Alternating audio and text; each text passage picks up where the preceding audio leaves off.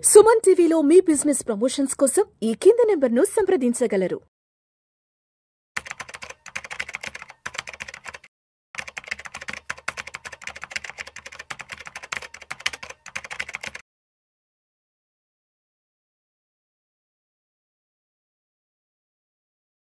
నమస్తే, welcome to Suman TV. నేను వెల్లి చక్రధర్. ఒక మంచి పిఎంఎస్ గురించి డిస్కస్ చేద్దామండి ఇవాళ. అదే బ్లూ చిప్ పిఎంఎస్ అంటారు. చూడండి, మార్కెట్ చాలా పడింది. మనకి 86,000 ఆర్ 85,000 లెవెల్స్ నుంచి కూడా మార్కెట్ ఆల్ టైమ్ డౌన్కి వచ్చేసింది 73,000. సో మనకి చూడండి, మార్కెట్లో 14.5% కరెక్షన్ వచ్చింది. చిన్న మాట కాదు, చాలా పెద్ద కరెక్షన్ వచ్చింది ఈసారి. సో ఇట్లాంటి కరెక్షన్ వచ్చినా కూడా మంచిగా స్టేబుల్గా ఉన్న పిఎంఎస్ ఏదైనా ఉంది అంటే అది బ్లూ చిప్ పిఎంఎస్ అండి. మనకి రాబోయే రోజుల్లో చూడండి, మనం చెప్తూ ఉంటాం ప్రతి ఒక్కళ్ళకి పిఎంఎస్ గురించి అర్థం చేసుకోండి, పిఎంఎస్లో ఇన్వెస్ట్మెంట్ చేస్తే మీకు రిటర్న్స్ బాగా వస్తాయని చెప్తుంటాము.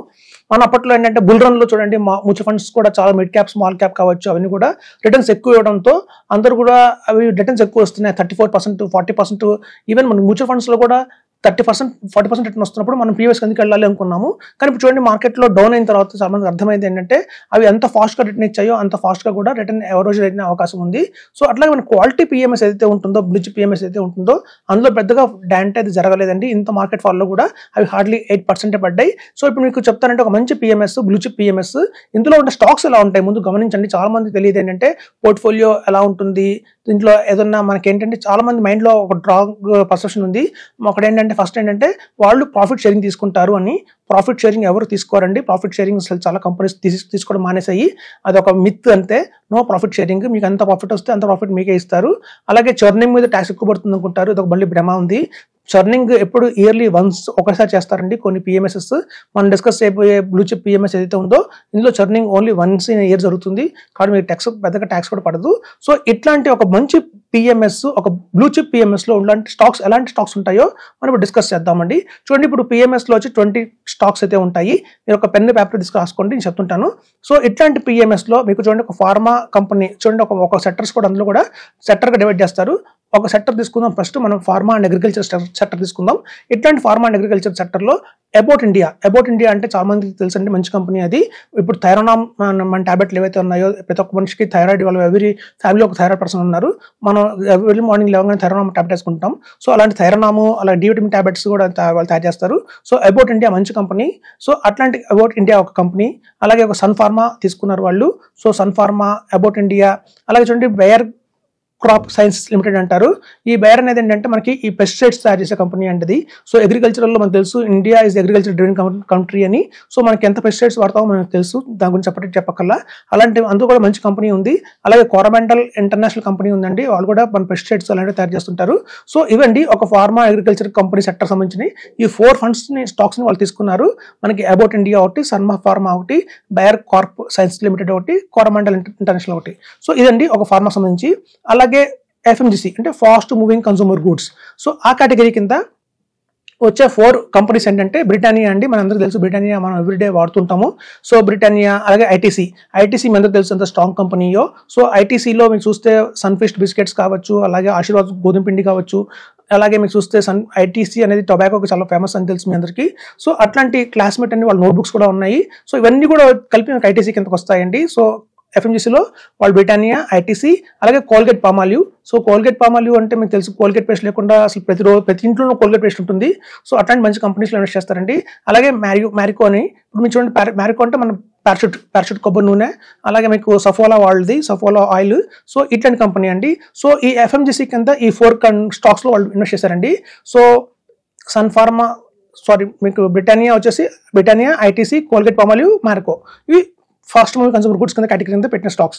అలాగే ఫైనాన్షియల్ సర్వీసెస్. చూడండి, ఇండియాలో ఫైనాన్షియల్ సర్వీసెస్ అంటే మీకు తెలుసు, చాలా మంది అనుకుంటారు బ్యాంకింగ్ అనుకుంటారు. సో బ్యాంకింగ్లో ఏంటంటే వాళ్ళకి ఎంత లాస్ కూడా రావచ్చే అవకాశం చాలా ఉంటుంది. అంటే పియూసీస్ కావచ్చు, బ్యాంక్స్ కావచ్చు, లేదంటే రేపొద్దున ప్రైవేట్ బ్యాంక్స్ కూడా కావచ్చు. ఎప్పుడైతే లోన్స్ ఇస్తున్నామో, లేకపోతే ఏదైనా లోన్స్ డిఫాల్టర్స్ ఎక్కువ అయిపోయినా కూడా, లేదా ఒక పెద్ద స్కామ్ లాంటిది జరిగినా కూడా అలాంటి బ్యాంక్ రంగంలో కొంచెం డెంట్ అయ్యే అవకాశం ఉంటుంది.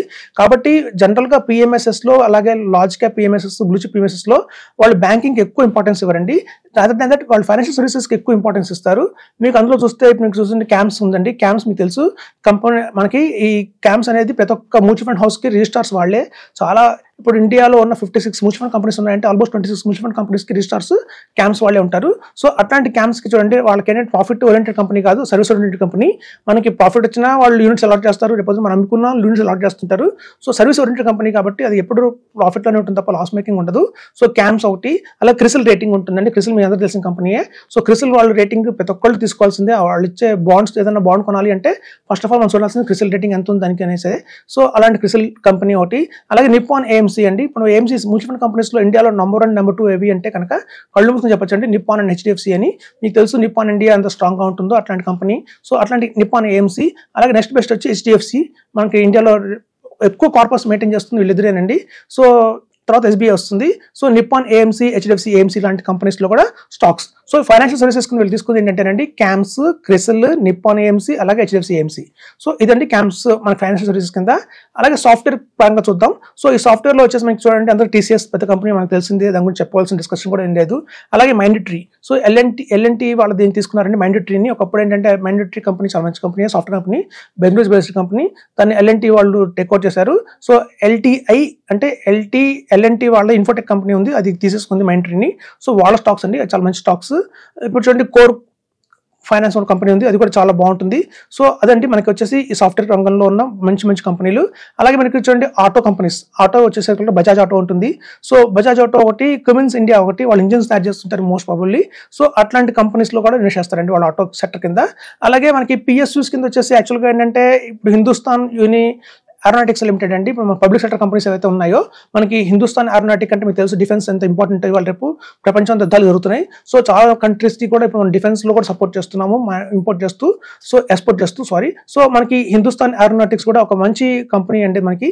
అలాగే మనకి చూడండి ఇంద్రప్రస్థ గ్యాస్ ఒకటి ఉంది. సో ఇంద్రప్రస్థ గ్యాస్ వచ్చి మనకి ఏంటంటే మనకి వాళ్ళు గెయిల్ అండ్ బీపీసీఎల్ వాళ్ళ కాంబినేషన్లో వచ్చింది. సో అట్లాంటి మంచి కంపెనీ అంటే అది గ్యాస్ కంపెనీ. సో అట్లా నుంచి అప్లయన్సెస్ వచ్చేసి బ్లూ స్టార్ కంపెనీ ఉంది. సో బ్లూ స్టార్ ఏసీలు అంటే మీకు తెలుసు కార్పొరేట్ లెవెల్లో కావచ్చు, అది హోమ్ అప్లయన్సెస్లో కూడా నెంబర్ 1 స్టార్ రేటింగ్లో ఉంది. So blue star. కొంతమంది క్యాష్ అండి. చూడండి ఇట్లాంటి మన 20 స్టాక్స్ ఏవైతే ఉంటాయో అవి మనకి చూడండి, మనం ఇందాక డిస్కస్ చేసినట్టుగా ఫార్మాలో ఇన్వెస్ట్ చేశారు, ఫాస్ట్ మూవింగ్ కన్సూమర్ గుడ్స్లో ఇన్వెస్ట్ చేశారు, ఫైనాన్స్లో ఇన్వెస్ట్ చేశారు, అలాగే సాఫ్ట్వేర్లో పెట్టారు, ఆటోలో పెట్టారు, కొన్ని గవర్నమెంట్ కూడా పెట్టారు. సో గవర్నమెంట్ కంపెనీస్లో కూడా కొన్నింటిలో ఉన్నాయి. సో ఎప్పుడైతే మీకు కనుక ఈ అమౌంట్ అనేది ఇట్లాంటి 20 స్టాక్స్లో కనుక ఇన్వెస్ట్మెంట్ చేసిన వాళ్ళు, మీకు ఎవరికన్నా ఇలాంటి ఈ ఇన్ఫర్మేషన్ కావాలి అంటే నాకు వాట్సాప్ చేయండి. నేను వాట్సాప్ ద్వారా పంపిస్తాను ఈ పోర్ట్ఫోలియో అనేది. అయితే చూడండి ఇట్లాంటి పోర్ట్ఫోలియో పిఎంఎస్ని ఎవరు వద్దంటారండి. మీరు ఇండియాలో ఏ అడ్వైజర్ దగ్గర తీసుకెళ్ళండి, సార్ వాళ్ళు ఇట్లాంటి కంపెనీస్లో ఇన్వెస్ట్మెంట్ చేస్తారు, నన్ను ఇన్వెస్ట్మెంట్ చేయమంటారా వద్దంటారా అంటే, ఇట్లాంటి స్టాక్స్ చూసిన తర్వాత కూడా ఏదైనా అడ్వైజర్ వద్దని నేను చెప్పాడంటే అడ్వైజర్ కాదని చెప్పచ్చు మనం. ఎందుకంటే ఇట్లాంటి బ్యూటిఫుల్ స్టాక్స్ని మనం కనుక ఇన్వెస్ట్ చేస్తే అట్లాంటి మార్కెట్ కండిషన్స్లో కూడా మనం భయపడాల్సిన అవసరం ఉండదు. మార్కెట్లో ఎంత గొప్పగున్నా కూడా ఇవి హార్డ్లీ 8% 10% పడిందండి మార్కెట్. అన్లైక్ కొన్ని మ్యూచువల్ ఫండ్ కంపెనీస్ అయితే మనకి స్టాక్ ఫండ్స్ అయితే మనకి 20% 30%, కొన్ని సెక్టర్ అయితే కనుక 30-40% కూడా పడిపోయినాయి, డిఫెన్స్ లాంటివి. సో మన గ్రీన్ కానీ అట్లాంటివి. సో ఇట్లాంటి పోర్ట్ఫోలియో కనుక తీసుకుంటే ఏ అడ్వైజర్ కూడా సరే నో అని చెప్పడానికి వీల్లేదు. ఇందులో మీకు ప్రాఫిట్ షేరింగ్ లేదు, గుర్తుంచుకోండి. At the same time churning కూడా ఎక్కువ జరగదు. సో టాక్సేషన్ ప్రాబ్లం లేదు. రేపొద్దున మార్కెట్ పెరిగినప్పుడు ఏదన్నా మార్కెట్ మళ్ళీ బుల్ రన్ స్టార్ట్ అయ్యాక ఫస్ట్ ఫాస్ట్గా గ్రో అయ్యేది అంటే ఇదేనండి.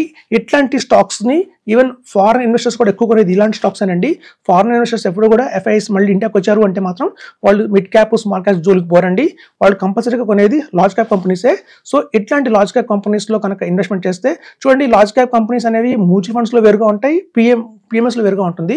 లార్జ్ క్యాప్ అనగానే మ్యూచువల్ ఫండ్స్లో ఏంటంటే మనకు ఒక అనుమానం ఉంది, ఒక స్టెబిలిటీ ఉన్న కంపెనీలు, పెద్ద గ్రోత్ ఉండదు, రిటర్న్ ఉండదని. కానీ లార్జ్ క్యాప్ అలాగే పిఎంఎస్లో అలా కాదండి.